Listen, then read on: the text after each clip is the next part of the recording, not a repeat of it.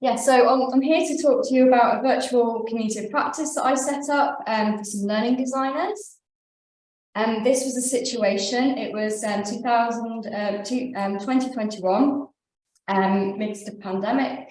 We needed extra learning designers, and we thought the best way to do this would be to draw upon the pool of existing staff across the Learning Solutions team.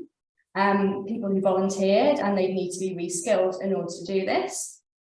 And so I wanted to set up a way in order to support their learning. And I thought that we should harness the sort of existing informal communities that already existed across the team.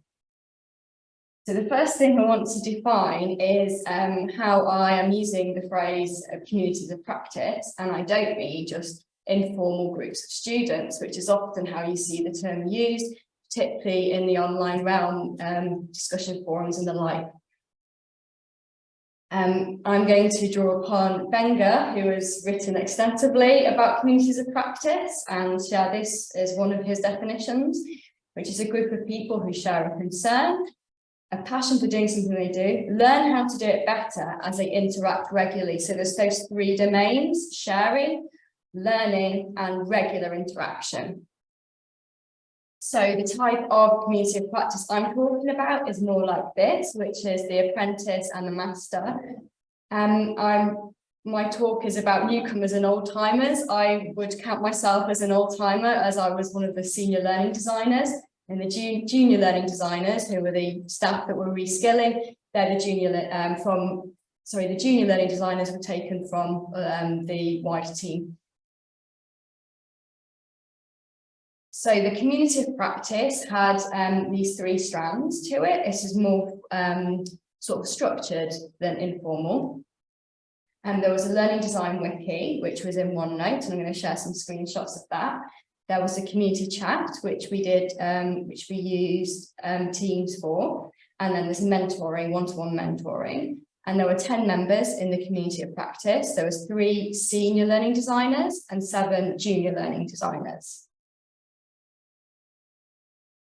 So I'll start by showing you some screenshots of the wiki. So we use OneNote for the wiki, and the reason that we use OneNote is because it was a tool that people were already familiar with in the team, and they'd already used it. It was an important element of the community of practice because we had a lot of resources and documents to support the staff, but they were all over the place. And even though we thought we'd organise them in nice, neat folders, it's still really difficult to find what you need. So here, it's just an index of where those resources are. In many places, there's some contextual information about how you should use those resources. But the whole point of this wiki is that it's very easy to edit. You don't need any special skills or training or any tutorials on how to edit the wiki. It's just click and type. And the whole point is that anybody in the community of practice, after the wiki was set up, can add tabs, amend, adapt if they thought that they needed some extra information in there. And at the time I did the screenshot, you can't see them all, but there's 22 sections with smaller subsections. And this next, one more screenshot of the wiki. This screenshot, actually, I've mentioned existing resources that we were indexing. This information was stuff that existed in the senior learning designers' heads and had never been documented, but it was a really, really important part of the process. It's all like the pre-work that we had to do in order to actually run our workshops. So we just listed it there, people commented and added to it, and it's just I used the checklist feature in the wiki in OneNote. And the thing with this wiki is, in addition to supporting the community of practice, it's really good for any new members of staff who come to the team, because you could just point them to the wiki, say, here it is, here's the information, but please do come and ask if you need any support. And this quote from one of the junior learning designers says exactly that she would always go to the wiki to check before actually asking a question. So the next aspect was my favourite bit of the community of practice, which was the chat. So I'm going to share a couple of screenshots that will convey the atmosphere of the chat. Now, as I mentioned, we used Teams. I absolutely love Teams chats because you can use GIFs and emojis, and you get that sense of, you can create an atmosphere and social presence.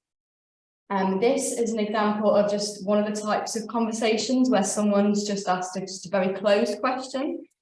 And people don't know the answer to it either, and then eventually somebody does give the answer, and interestingly the person that gives the answer isn't a senior learning designer, it's a junior learning designer who happened to work with the team, so she's sharing that information that she has from her experience elsewhere.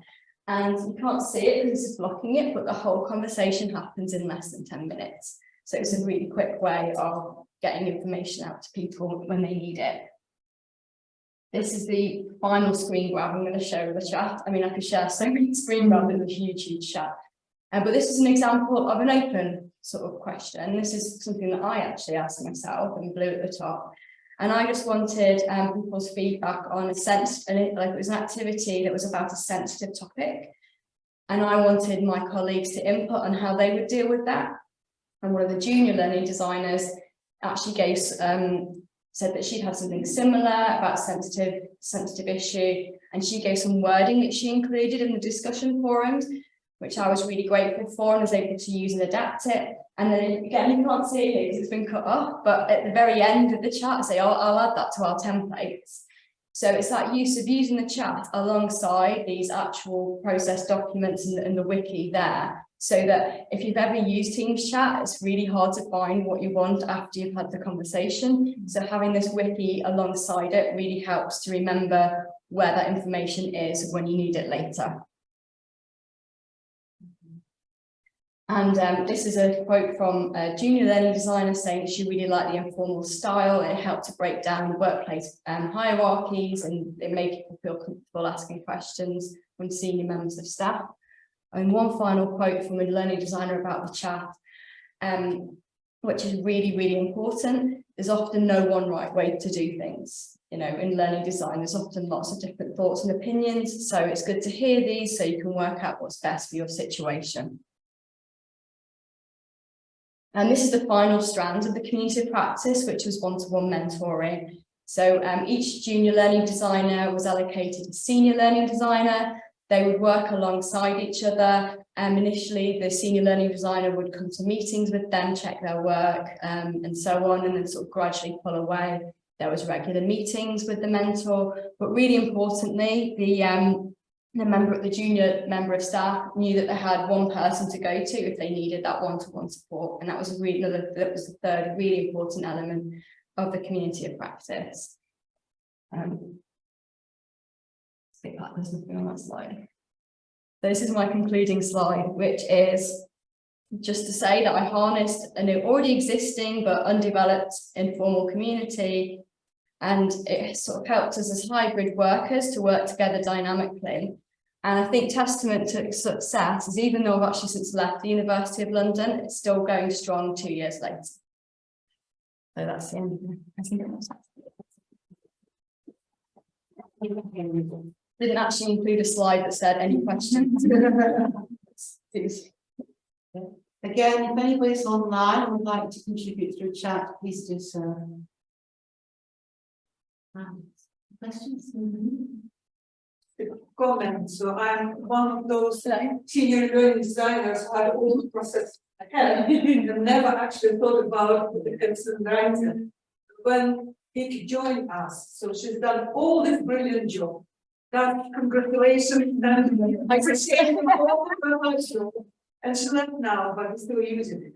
So the community of practice still exists. We still communicate on the teams. We still use Vicky. We still update it. So that's just brilliant. That's really nice to hear, Larissa, especially as when we were in that the World Cafe earlier, somebody said that when the reason that innovation and sustainability often don't go hand in hand is that when somebody leaves, the innovation goes with them. So it's really great to hear that it's still going, even though I've left.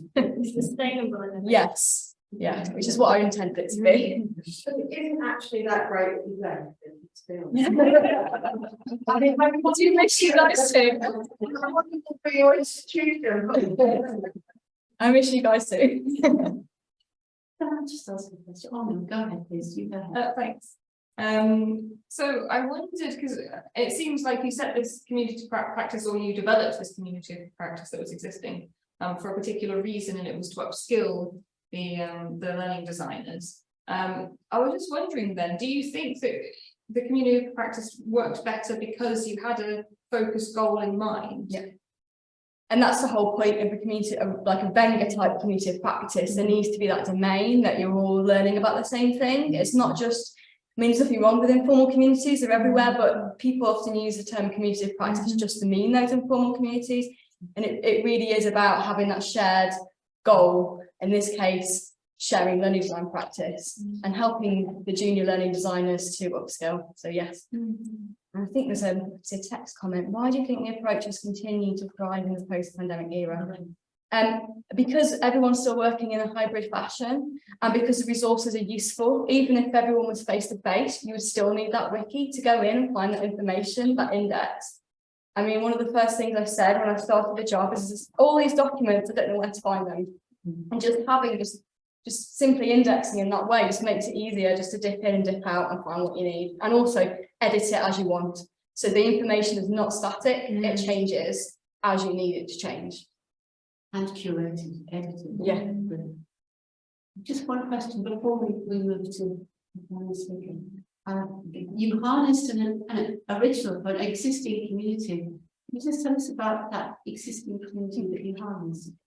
Okay, so I suppose I was talking more broadly about the learning solutions team. So we already used Microsoft Teams for chat, not that particular chat, there was various strands and groups.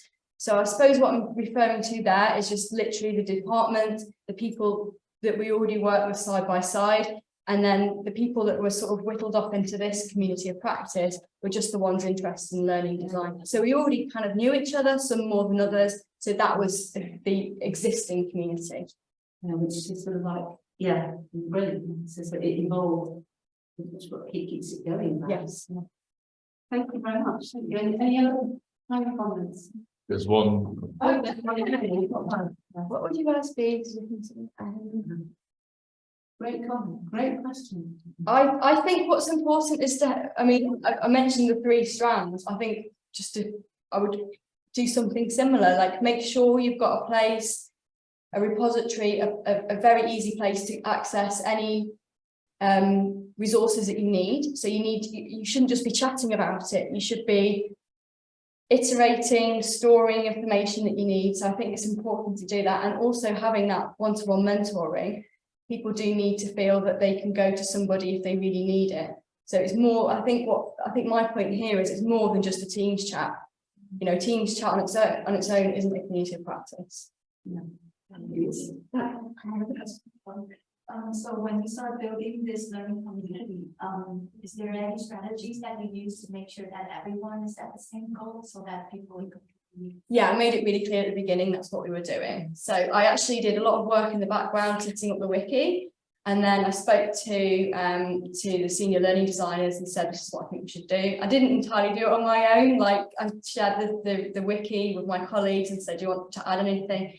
And then with the chat, what we did is us senior learning designers kind of modelled how to ask questions, and the fact that we would reply, and we made a habit of, well, that really. And then it didn't take long to get going. Junior learning designers soon were asking questions, you know, it was, yeah. So I can't remember what your question was, and I lost my thread. I hope I've answered it. Thank you.